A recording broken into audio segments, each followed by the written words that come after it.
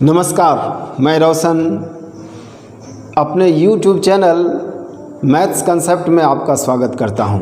आज मैं डिस्काउंट बट्टा, जिसको हम लोग छूट बोलते हैं, से संबंधित कुछ प्रश्नों पर फोकस डालने जा रहा हूं। आइए बिना समय बर्बाद किए हुए सवाल पर आएं। सवाल को समझने से पहले कुछ टर्म को हम लोग समझ लें। जैसे ये मार्कर 100 रुपया में खरीद के लाते हैं हम लोग, तो ये 100 रुपया ये क्या कहलाएगा? ये कहलाएगा क्रय मूल्य, यानी जिसको आप सीपी बोलते हैं। इस मार्कर पर हम खरीद के लाए 100 में, अब क्या करते हैं, इस पर 120 रुपया चिपका देते हैं और यही मूल्य क्या कहलाएगा? अंकित मूल्य, बाजार मूल्य, जिसको आप मार्क प्राइस बोलते हैं। इस पर 120 रुपया हम लिख दिए। अब जब कोई ग्राहक हमारे पास आएगा तो उसको क्या दिखाई देगा? 100 की 120। 100 में तो हम खरीद के लाए हैं, हम कहाँ बताने जा रहे हैं कितना में खरीद के लाए। इस पर दाम लिख दिए 120, मतलब इसका दाम बाजार मूल्य क्या हो गया? 120। इसी 120 रुपया के मार्कर को हम 110 रुपया में बेच देते हैं। जब आप आते हैं तो इसको हम 110 रुपया में बेच देते हैं। यही 110 रुपया क्या कहलाएगा? विक्रय मूल्य। यही 110 क्या कहलाएगा? विक्रय मूल्य, जिसको आप एसपी बोलते हैं, सेलिंग प्राइस। ये क्या है? ये है अंकित मूल्य। अंकित मूल्य, इसी को आप क्या कहते हैं? बाजार मूल्य। और इसी को आप क्या कहते हैं? Mark price, MP. 120 रुपया आपका दाम था, कीमत था, बाजार मूल्य था, और आपने उसको बेचा कितने में? 110 में। तो 120 से 110 कितना कम हो गया? यही छूट है, यही डिस्काउंट है। इसी को डिस्काउंट बोलते हैं। यानी ये जो घटकर यहाँ तक आया, ये दोनों का जो अंतर है यही बट्टा है। ये दोनों का अंतर क्या? 10 रुपया, यानी 10 रुपया आपका बट्टा हुआ, जिसको आप छूट बोलते हैं, जिसको आप डिस्काउंट बोलते हैं। किसी टर्म में कोई समस्या नहीं? एक बार फिर देख लेते हैं। क्रय मूल्य हमारा क्या? 100 रुपया। उस पर हमने दाम चिपका दिया कितना? 120। तो यही बाजार मूल्य हो गया। यही ग्राहक को दिखाई देगा। हमने कितने में खरीदा वो हम ग्राहक को थोड़ी ना बताएंगे, हम बेचने बैठे हैं। कोई आएगा उसको क्या दिखेगा? 120। उस 120 को हम बेच कितने में दिए? 110 में। तो उसको हमने कितना छूट दे दिया? ये 10 रुपया हुआ। यही डिस्काउंट हुआ कि उस व्यक्ति को छूट कितना मिला एक मार्कर में? तो 10 रुपया। इसी को हम लोग बाद में प्रतिशत छूट में कन्वर्ट करेंगे। अब आइए सवाल पर आते हैं।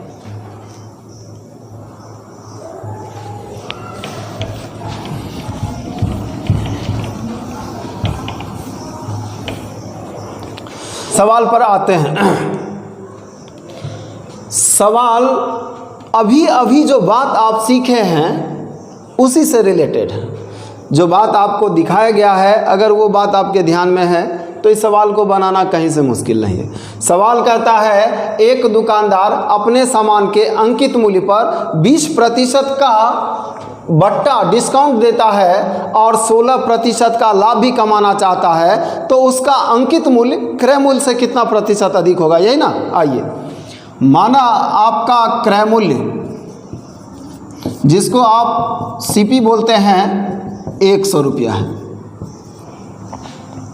और जैसे ही हम क्रय मूल्य देखेंगे सबसे पहले लाभ निकालेंगे। क्यों? क्योंकि लाभ का सीधा संबंध क्रय मूल्य से होता है। यहाँ डिस्काउंट का कोई चर्चा नहीं होगा। क्यों? क्योंकि डिस्काउंट का चर्चा तब करेंगे जब हमारे पास अंकित मूल्य होगा। ये बात हम लोग हमेशा देखेंगे, हमेशा यूज में लाएंगे। जैसे क्रय मूल्य मिला क्या निकालेंगे? लाभ या हानि। जैसे अंकित मूल्य मिला क्या निकालेंगे? डिस्काउंट, है ना। तो क्रय मूल्य 100 और लाभ आपका कितना? लाभ 16%, यानी लाभ 16। तो आपका विक्रय मूल्य क्या हो जाएगा? आपका विक्रय मूल्य होगा 116 रुपया। विक्रय मूल्य यानी एसपी, यानी 116 रुपया में वस्तु बिकेगा, ये तय है। अब आइए हम लोग आते हैं अंकित मूल्य पर। अंकित मूल्य कुछ भी होगा अपने आप में 100% होगा ना। जो कुछ भी दाम रखेंगे वो अपने आप में 100% होगा। कोई भी सामान, अब कोई भी दाम अपने आप में 100% होता है। जैसे एग्जांपल लेते हैं, हम किसी से 5 रुपया कर्ज लेते हैं और 2.5 रुपया लौटा देते हैं तो क्या बोलते हैं हम कि 50% लौटा दिए। फिर रेस्ट 2.5 रुपया लौटाएंगे तो क्या बोलेंगे, फिर 50% यानी 100% लौटा दिए। और हम 5 करोड़ लिए हैं और 2.5 करोड़ लौटा देंगे तो क्या बोलेंगे, तो भी बोलेंगे 50%। यानी 5 करोड़ का 100% था और 5 रुपया का 100%। कोई भी संख्या अपने आप में 100% होता है। तो जो भी अंकित मूल्य है अपने आप में 100% है। छूट कितना मिला है, 20%। और 20% छूट का मतलब क्या होता है, 20% नहीं जमा करना है, 80% जमा करना है। नहीं, दुकानदार बोलता है कि 20% छूट दे रहे हैं, इसका मतलब क्या, 20% आपको जमा नहीं करना है तो 80% करना होगा ना।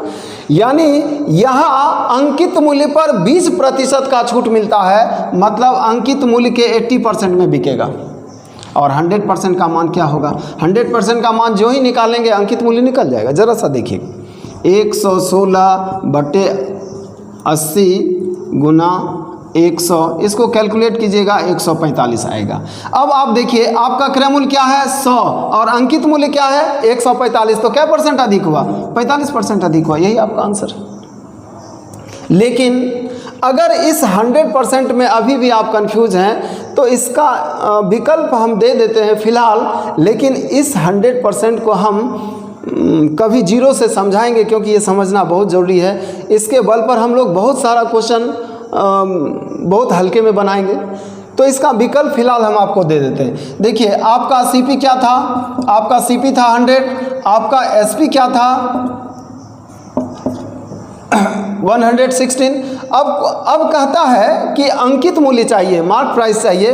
तो मान लीजिए मार्क प्राइस आपका x है, x रुपया आपका कीमत है, क्या उसी में बिकेगा, नहीं, छूट में बिकेगा। कितना, 20%। तो ये बिकेगा कितना में, उसके 80% में, इतना में बिकेगा ना। और बिकेगा कितना में, वो फिक्स है। अब x का मान निकालिए, x का मान 145, जो 100 था वो 145 बन रहा है। इसका मतलब आप कितना अधिक लिख रहे हैं, 45%। यही आपका आंसर है। एक पुस्तक विक्रेता एक पुस्तक के अंकित मूल्य पर 10% की छूट देता है, फिर भी 10% का लाभ कमाता है। यदि उसने एक पुस्तक 9 रुपये में खरीदी हो तो पुस्तक का अंकित मूल्य क्या है। क्वेश्चन कहता है आपका क्रय मूल्य आपके पास है, क्रय मूल्य यानी सीपी कितना, 9 रुपया, और क्रय मूल्य दिया हो तो क्या निकालेंगे, अभी कुछ देर पहले बताए थे। क्रय मूल्य दिया हो तो सबसे पहले लाभ निकालेंगे। आइए, लाभ, आपका लाभ कितना होगा, आपका लाभ होगा 9 रुपया का 10%, तो ये होगा 90 पैसा।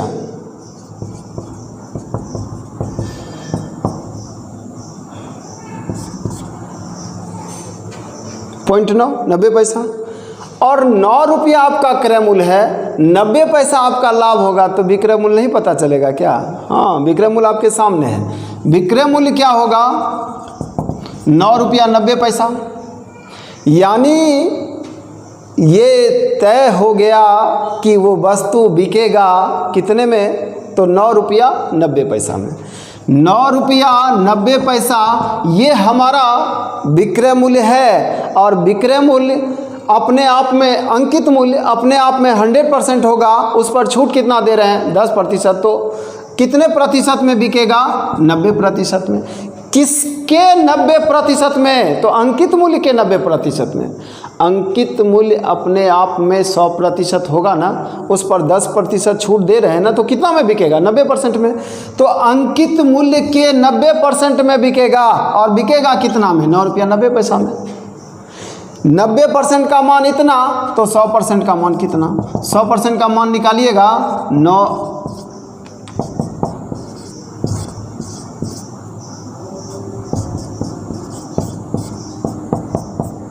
11 रुपया।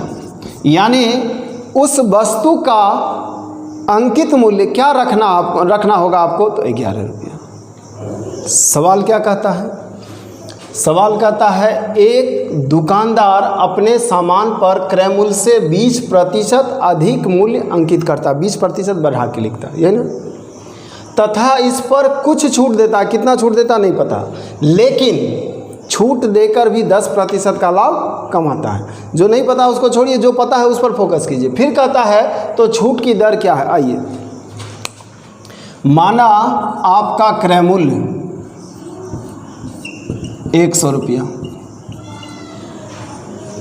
और क्वेश्चन कहता है उसे लाभ कितना होता है, 10%। तो सबसे पहला काम लाभ देखेंगे, पिछले क्वेश्चन में भी इस बात का चर्चा किए हैं।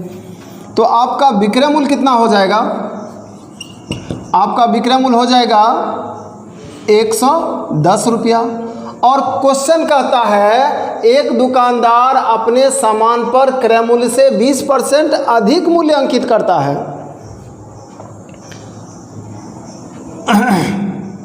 तो अंकित मूल्य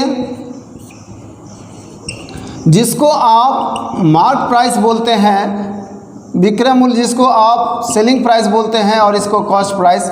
मार्क प्राइस कितना होगा 120। ये 120 में कोई दिक्कत क्या नहीं, क्वेश्चन कह रहा है 20% अधिक मूल्य अंकित करना है। तो 100 रुपया आपका कीमत था, तो मूल्य कितना अंकित कीजिएगा 120। अब आप देखिए उसका दाम आप कितना लिखे थे 120, बेच कितना में रहे हैं 110 में, कितना छूट दे रहे हैं 10 रुपया, बस प्रतिशत निकालना है। 120 में छूट कितना 10 रुपया, 100 रुपया में छूट कितना, यही प्रतिशत छूट है। कैलकुलेट कर लीजिए, 10/120 गुना 100, 10 काटिए, यानी 25/3%।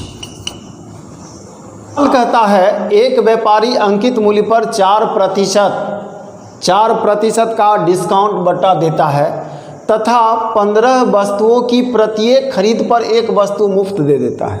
आप देखिए, दो जगह से बट्टा, दो जगह से छूट, दो जगह से डिस्काउंट मिल रहा है। एक तो 4% रुपया के रूप में, और 15 वस्तु के बाद एक वस्तु फ्री दे रहा है, मतलब वहाँ भी डिस्काउंट है। मतलब डिस्काउंट दो जगह, वस्तु में भी रुपया में भी। और उसके बाद क्वेश्चन कहता है उसके बाद भी उसे लाभ होता है कितने प्रतिशत का, 35% का। अब आइए इस क्वेश्चन का हल करते हैं। और हल क्या करना है, प्रैक्टिकल करना है, देखना है सामने क्या हो रहा है। गणित लगे ही नहीं, लगे कि ऐसा काम हमारे सामने रोज होता है, समझेंगे। हम वही व्यापारी हैं आपके सामने, हम 15 वस्तु पर 16वां वस्तु फ्री दे रहे हैं। हम पैसा नहीं ले रहे हैं 16वें वस्तु का, लेकिन 16वां वस्तु का पैसा हमको तो लगा होगा ना। हम 16 वस्तु बेच रहे हैं, तो 16 वस्तु खरीदने हम गए थे, तो हमको 16 वस्तु का पैसा लगा होगा ना। तो हम 16 वस्तु पहले खरीदेंगे और बेचते समय हम 15 वस्तु का ही पैसा लेंगे, क्योंकि 16वां का पैसा तो हम नहीं लेंगे, क्योंकि हम पहले कह चुके हैं कि 15 वस्तु के बाद एक वस्तु हम बिल्कुल फ्री देंगे। तो बेचते समय हम मात्र 15 वस्तु का पैसा लेंगे, लेकिन खरीदते समय तो हमको 16 वस्तु का पैसा लगा होगा ना। आइए, तो हम 16 वस्तु खरीदते हैं। एक वस्तु का मूल्य 100 रुपया, एक मार्कर हम खरीद रहे हैं, उसका दाम कितना 100 रुपया, और 16 मार्कर खरीदेंगे तो हमारा टोटल क्रय मूल्य कितना हो जाएगा 1600। ये 1600 मेरा क्रय मूल्य होगा, इसमें कोई दिक्कत नहीं, क्योंकि एक मार्कर का दाम कितना 16 और 100 और 16 मार्कर का दाम 100 गुना 16 यानी 1600। अब कहता है आगे कि उसे 35% का लाभ होता है। शुरू से ही हम कहते आ रहे हैं कि जैसे आपको क्रय मूल्य दिखे, सबसे पहले आप लाभ देखिए। लाभ कितना दिया हुआ 35%। तो आपका विक्रय मूल्य, आपका विक्रय मूल्य जिसको आप एसपी बोलते हैं, वो कितना हो जाएगा 1600 का 135%। आपका विक्रय मूल्य एसपी कितना हो जाएगा 1600 का 135%। अब कहिए क्यों, 1600 तो आपका सीपी ही है, 35% लाभ लीजिएगा तो आपका विक्रय मूल्य 135% नहीं हो जाएगा? बिल्कुल होगा। 100% मेरा सीपी, 35% मेरा लाभ, तो हमारा विक्रय मूल्य कितना हो जाएगा 135%। तो आइए, यही वो विक्रय मूल्य है जितना में हमको बेचना है। अब 1600 गुना 135/100 इतना में बेचना है, तो क्या अंकित मूल्य इतना लिख दे? नहीं, क्योंकि अंकित मूल्य में भी हम छूट देते हैं। तो ये जो मूल्य होगा अंकित मूल्य का कितना प्रतिशत होगा? 96% होगा, क्योंकि 4% तो हम छोड़ रहे हैं। हमारा अंकित मूल्य 100% होगा ना, हमारा अंकित मूल्य 100% और 4% हम छोड़ रहे हैं, तो कितने में बेचेंगे? 96% में। और हम कितने में बेचेंगे? इतना में। तो 96% का मान इतना, तो 100% का मान कितना? तो हमारा वैल्यू आएगा 1600 गुना 135/100 गुना 100/96। ये हमारा अंकित मूल्य होगा। बस लास्ट सवाल, ये जो इतना में हम बेचेंगे क्या 15 वस्तु की 16 वस्तु? जी नहीं, इतना में हम 15 वस्तु बेचेंगे, क्योंकि 16वां वस्तु का हम पैसा नहीं ले रहे हैं। 15 वस्तु के बाद एक वस्तु हम फ्री दे रहे हैं ना, 16वां वस्तु का पैसा तो हम नहीं ले रहे हैं। तो इतना में हमको बेचना होगा क्या? 15 वस्तु ही। यानी ये जो मूल्य होगा किसका? 15 वस्तु का। और ये 15 वस्तु का मूल्य होगा, तो इसको 15 से भाग लगा देंगे तो एक वस्तु का मूल्य नहीं निकलेगा? निकलेगा। ये 15 वस्तु का अंकित मूल्य है। एक वस्तु का अंकित मूल्य क्या होगा? तो हम लोग यही 15 से भाग लगा दें, या बगल में लिख के 15 से भाग लगाते हैं। आइए, 1600 गुना क्या 135 गुना क्या 100/100 गुना 96 या गुना क्या 15 से क्यों भाग लगा रहे हैं? क्योंकि ये 15 वस्तु का था। अब आइए इसको हम लोग कैंसिल कर लेते हैं। इसका वैल्यू आता है 150 रुपया। यानी जिस वस्तु को आप कितने में खरीदे थे 100 में, उसको कितने में बेच रहे हैं 150 में। तो आपका अंकित मूल्य कितना % अधिक हुआ? 50%। ये रहा आपका आंसर। एक फुटकर विक्रेता थोक विक्रेता से, फुटकर विक्रेता यानी रिटेलर एक होलसेलर से 40 पेन, कितना 40 पेन 36 पेनों के निर्धारित कीमत पर खरीदता है। मतलब समझ में आया? मतलब ये फुटकर विक्रेता थोक विक्रेता से 40 पेन खरीदता है। कितने में? तो 36 पेन के कीमत में। यानी 36 पेन का कीमत देता है और कितना पेन प्राप्त करता है? 40 पेन। और फिर उसको बेचना शुरू करता है, और ये भी अपने ग्राहक को 1% का छूट देता है। तो क्वेश्चन कहता है उसे कितने % का लाभ हुआ, यही ना? आइए लाभ निकालते हैं। अगर एक पेन का कीमत 1 रुपया है, 1 रुपया मानने में कोई दिक्कत नहीं है, 100 मानना है तो आप 100 लिख दीजिए, कोई फ़र्क नहीं पड़ेगा। एक पेन अगर 1 रुपया में खरीदते हैं तो हम लोग 36 पेन कितना में खरीदेंगे? आप कहिएगा 36 रुपया में। कोई अंतर नहीं है, कोई दिक्कत नहीं है। 36 रुपया में हमने पेन खरीदा, लेकिन हमारे पास पेन कितना आया? हमारे पास 40 पेन आया। तो हम मेरा भी इसका इस रिटेलर का विक्रय मूल्य क्या होगा? ये तो रिटेलर का क्रय मूल्य हो गया। रिटेलर का विक्रय मूल्य कितना होगा? रिटेलर का विक्रय मूल्य होगा 40 का 99%। ये 99 समझ में आया क्या? 40 रुपया इसका विक्रय मूल्य होता, सेलिंग प्राइस होता, लेकिन कह रहा है कि ये भी छूट दे रहा है, ये भी डिस्काउंट दे रहा है। कितने प्रतिशत का? 1% का। तो इसका सेलिंग प्राइस कितना होगा? 99%। यानी कितना? 39 रुपया 60 पैसा। ये खरीदा था कितने में? 36 रुपया में। बेचा कितने में? 39 रुपया 60 पैसे में। तो क्या लाभ नहीं दिख रहा है? लाभ दिख रहा है। लाभ कितना? 3 रुपया 60 पैसा। अब प्रतिशत लाभ के लिए फॉर्मूला लिख लीजिए।